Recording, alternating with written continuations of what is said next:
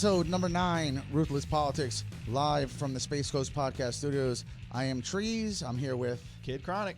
And we're going to go right into our second subject. I'm going to let you lead off here. You're very fascinated by John McAfee. We wanted to touch on this on the previous episode, so we're gonna squeeze it in here.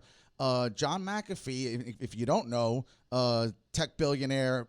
Kid Chronic will tell you a little bit of how he made his money with the software. Let me get into this here. So here's the deal with John McAfee. We all know John McAfee because he created internet security software, McAfee antivirus. It was everywhere, and it was the kind of software where it like gave you a virus and you had to like pay to get rid of it. So he made a fortune, and then he was kind of like run out of the country and he got into all this stuff. But let me give you a little background on McAfee just to start off here, okay?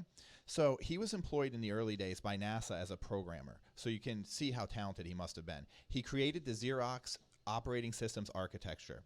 He developed his security software while he was working for defense contractor Lockheed and Martin. He sold his company to Intel for billions of dollars, and they still use his name to this day. So that's kind of the background of John McAfee.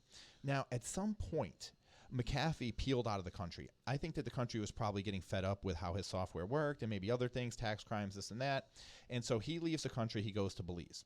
While he's in Belize, he starts dating like 2 girls at the same time. There's like, you know, all kinds of stuff going on there in his private life, and he's experimenting with drugs. And then someone kills his dog, or his dog passes away. That leads to shortly after that, his neighbor is killed. And McAfee is suspected of the murder of the neighbor. And so McAfee goes on the run and pops back up in Miami, Florida. But Belize and the U.S. don't have extradition. So now the extradition that was protecting him from America is reverse protecting him from Belize. The Belizean government goes in, auctions off everything that McAfee's got, and then somehow the house burns down. So I don't know what happened there. So now McAfee's in Miami. Government starts kind of getting sick of McAfee again. He's putting out YouTube videos. He's doing all kinds of crazy shit. And boom, they come after him. And I guess a grand jury has put out for his indictment for some tax crimes. And now he's hopped onto a yacht and he's posting videos that he's on the run. He's holding high-powered machine guns. And he's got a lady with him. He claims to be his wife, an African-American lady. Yes. And I mean, he seems like a pirate on the run on a yacht.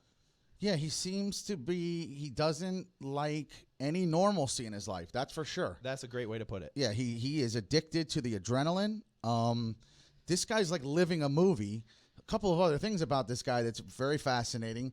I watched one documentary about it, him with a gringo in the title, American Gringo or something like that. And those 2 girls that he was dating both attested to the fact that he likes to eat duty.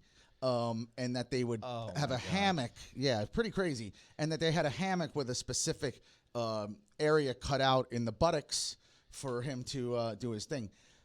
These rich people get into the weirdest stuff, man. How about this? The night after McAfee arrived in the United States, after being deported from Guatemala in 2012, he was solicited by a prostitute named Janice Dyson. And the two spent the night together, and he's 30 years older than her. And they got married in 2013. And if I'm not mistaken, this may be I don't want to make an assumption here, but this may be the African-American lady that we're speaking of. Yes, it is. Well, what do you know? A prostitute in South Beach. He married her. What an interesting fellow. He lives a wild lifestyle, man. This guy is a Wild West gunslinger. He's living in 3019, but with the laws of the Wild West. I mean, it's crazy because he's talented, he's smart, he's maybe a little bit psychotic, he's definitely taken a lot of drugs, but now he's a man without a country. And while he's on the run, he says he's running for president. Some of his things he wants to end the war on drugs. Okay, I'm cool with that. Legal weed. Okay, got me on that. Free markets and free trade. No problem with that. He says that he also wants to regulate cryptocurrency. He's a big crypto guy. There's nothing wrong with that. He hasn't filed taxes in 8 years, though. So it's hard for me to take him credible as like a smart person if you don't file taxes for 8 years. I mean, how do you think that's going to end up, dude? Yeah, I'm not sure if and he's pretty public, so it's not like he can be hiding that out. They're looking for this guy's money, obviously, because they know he's sitting on a shitload. Yeah, the cryptocurrency thing's very interesting as well. He seems, if you're not paying attention to McAfee for his craziness and what he does on Twitter, by the way, very, very active on Twitter, as you said, with the machine gun photo. He is extremely active in cryptocurrency as an advocate, as a shill. He just recently is shilling another coin. He always acts like he's a financial genius on Twitter, but in reality, in the financial crash, he lost a shit ton of money. I mean, he lost a ton of money in the financial crash. So he may not be as smart as he portrays himself. His Twitter profile, we know he is though, at coding. if you guys get a chance to follow him on Twitter, I mean, it's worth it. It is like just totally wild. You never know what this guy is going to post. And that leads me into another thing on Twitter. There's a war on Twitter that was going on between Tlaib, the Congress member, and Bill Maher. So what do you think about that? Did you see this?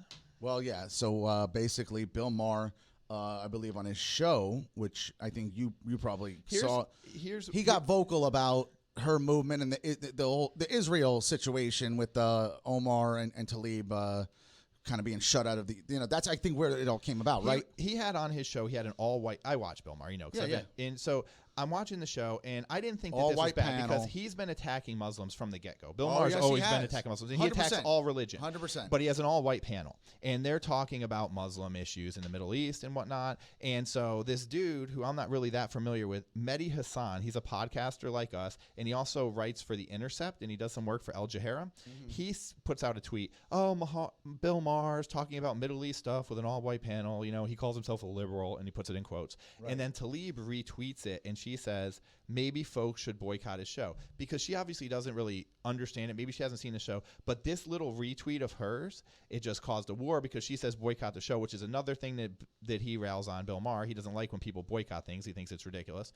And so then he does another thing on her, and this thing just has a new life of its own now. They're going back and forth. He even played the racial situation of it, where you boiled it down to color. He was like, well, so obviously in their eyes, brown people, Muslims, good, versus Jews, white people, bad.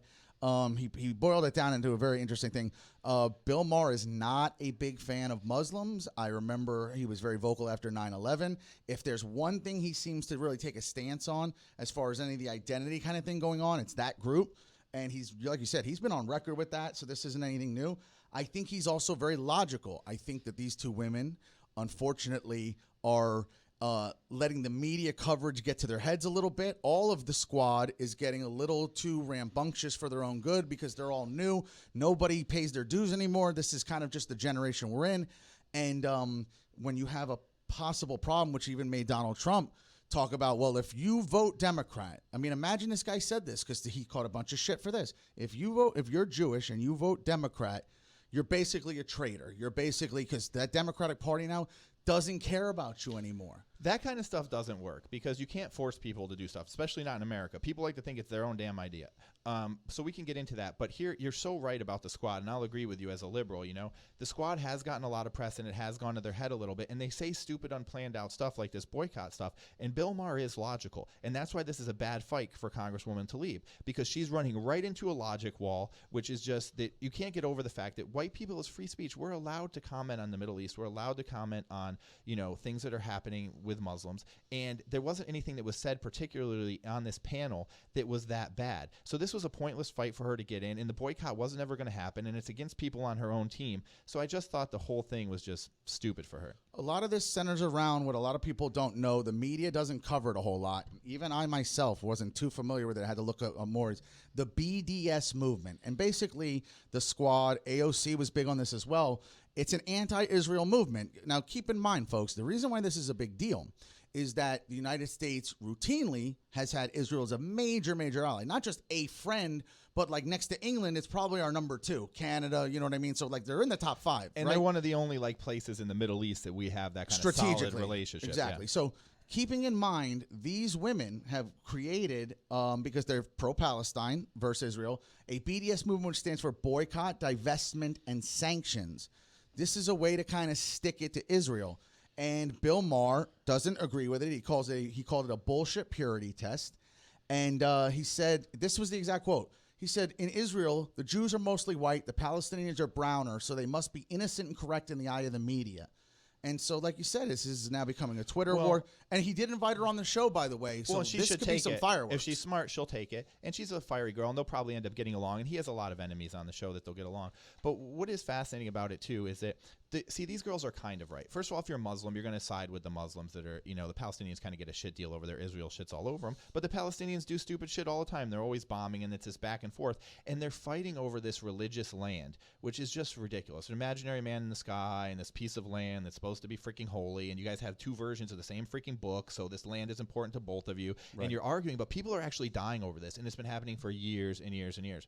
So I think no headway really being it's just made. So ridiculous and stupid. Yeah. But what I do think is is fascinating about it is the fact that right now, Israel isn't as honest as they used to be. See, so you can blame these girls, but Netanyahu, he's involved in all sorts of scandal, and there's like stuff talking about like their democracy may not be as honest as it should be now. And so America's in a place now where we kind of going to have to reevaluate what we want to do with Israel, and we could do a whole episode on that. But that, I think, is what's really, forget about Tlaib and Maher. That's not a big deal. We really have to watch the American-Israel relationship and what happens there. The Israel backing has always been interesting. There's always been a segment of Americans that always didn't understand why we were so allied with Israel and were kind of against it. Not that they wanted them to be allied with Muslims. They'd probably sooner be allied with neither.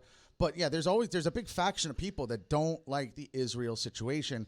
But we've turned a corner because every Democrat and Republican was always very friendly with Israel.